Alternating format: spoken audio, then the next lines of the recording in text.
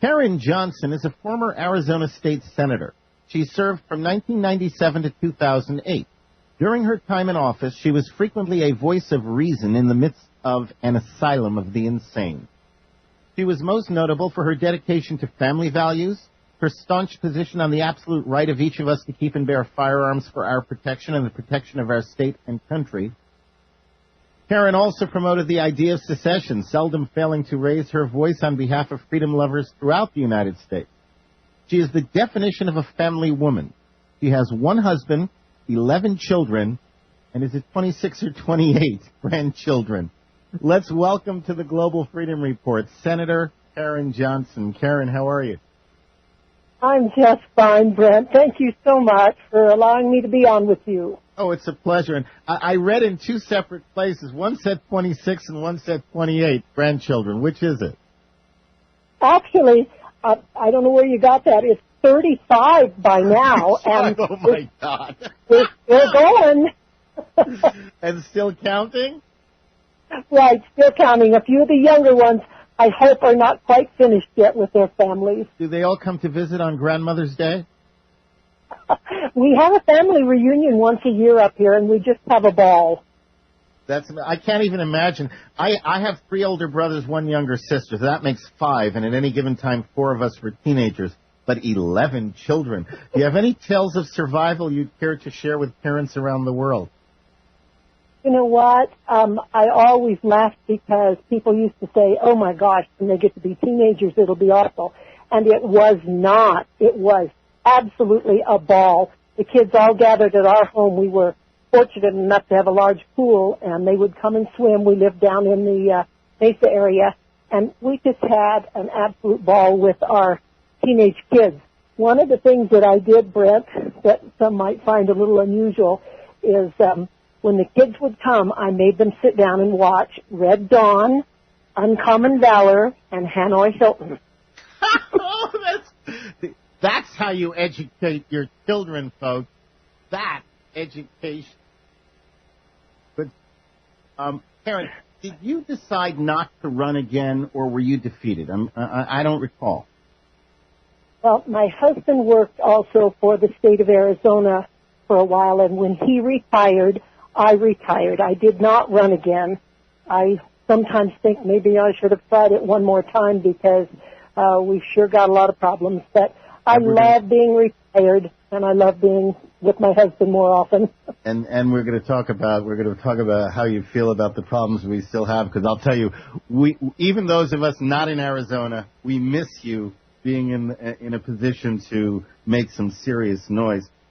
You recently attended a nullification conference. Now, only got about a minute to the immediate break, but I wanted to hear what that was like last weekend.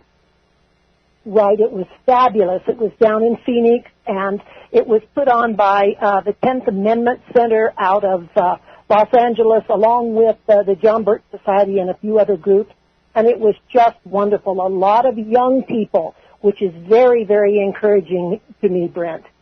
How did the young people take the information? Did you get a barometer on it?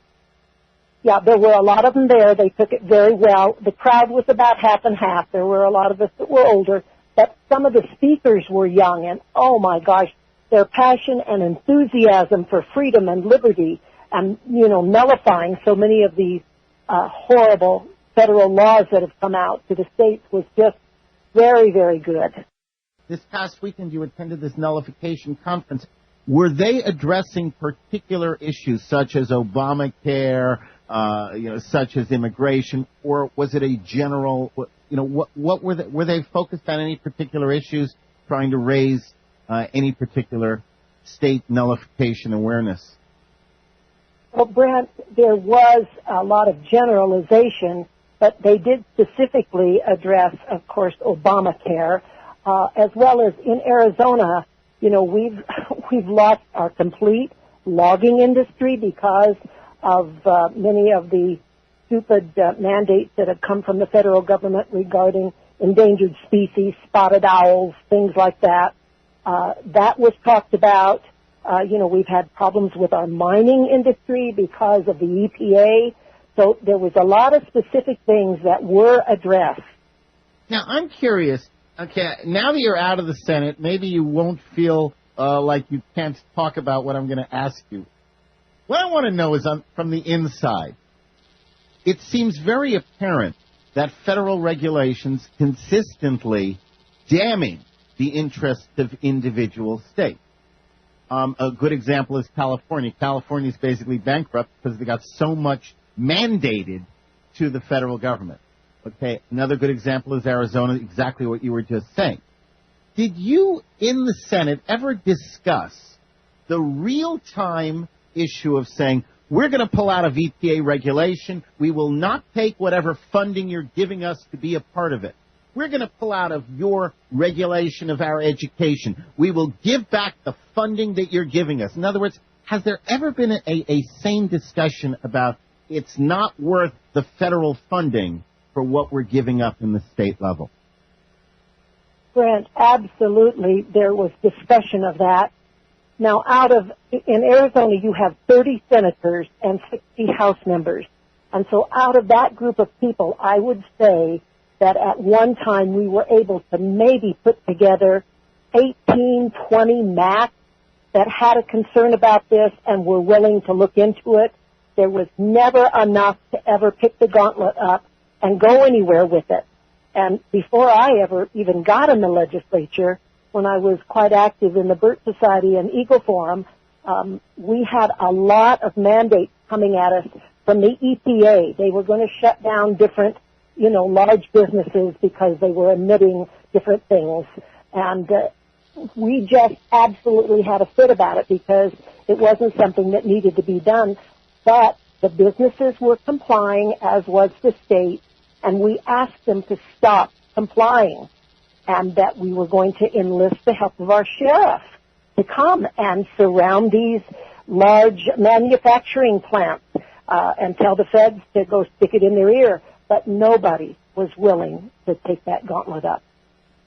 That's always seems to be it always seems to come down to that. You were one of my favorite elected officials, even though I'm not an Arizonan, along with Ron Paul and Helen Chenoweth on the federal end. I loved Helen. Oh, she was such a dear, dear lady. And she left office because she promised to leave after 2 terms. So by keeping her promise, the Congress was diminished. There's some, because the people who stay forever, don't have the integrity that Helen Chenoweth had in her pinky finger. You took a stand on issues most politicians wouldn't touch, showed courage and honesty as a senator. How would you characterize the general state of affairs since you left the Senate? Do you see your efforts having borne fruit, or maybe do you see by your absence problems have increased? What does it look like to you today with your experience as a senator? Well, Brent, you're very kind. When I served in the state legislature, I did not go there to, have a trampoline, so to speak, to another higher office or anything else. Some go there with that in mind, and I'm not necessarily saying that's wrong. It's a good training ground, if you can keep your integrity. But that doesn't happen very often. There are so many legislators down there, even now, that have not the foggiest idea of what the proper role of government is or what the rule of law is. One of the things that I did when I first went into office is I bought cases of Bastier's The Law, and I gave it to all the legislators. Another book that I gave them was None Dare Call It Education by John Stormer. The John Birch Society magazine that came out 1 month that was dedicated totally to the North American Union. I mean, I did all of that with my own money. We certainly were not well off. We struggled mightily with our large family, but it was important for me that these legislators understand. Now, a lot of the legislators took those things and simply threw them in the garbage, but we tried. I tried, and it was very frustrating. We went down, when I say we, there were about 8 of us that went down the middle part of December of this past year with a DVD entitled, What in the World Are They Spraying? Something that has been produced by G. Edward Griffin and Michael Murphy and Paul is a videographer, but they've done a fabulous job about these chemtrails. And I don't know if it's the same way where you are, Brent, but out here in Arizona, we are being inundated with these chemtrails, both down in the Phoenix area valley and even up here in the beautiful, pristine White Mountain area. Actually, I'm currently in New Zealand. I'm coming to you from New Zealand, and they have started the chemtrails down here as well. And there never used to be. So, the tentacles are reaching over large swaths of this, and nobody seems to be willing to even admit what the actual reason for it is. They don't exist.